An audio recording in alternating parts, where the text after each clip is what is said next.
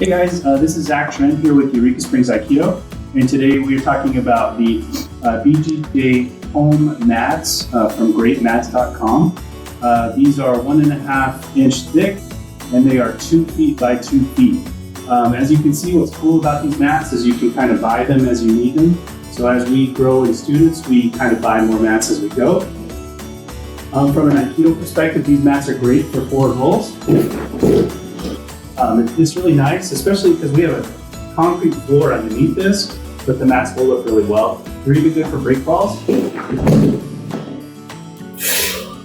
So, it's not a great deal of impact on the body, even though these mats are on a concrete floor. They have a really good springiness quality to them, and so I highly recommend it. One of my favorite things, though, is our program's in the community center, so we have to break the mats down at the end of class. And we kind of come up with a system where we go 3 by 3. And I'm not going to take the whole thing apart, but you can store them quite easily. So at the end of each class, we would break down the entire mat, and it takes us roughly somewhere between 3 and 5 minutes after we clean. So anyway, I just wanted to highly recommend these mats. They're awesome, great for Aikido.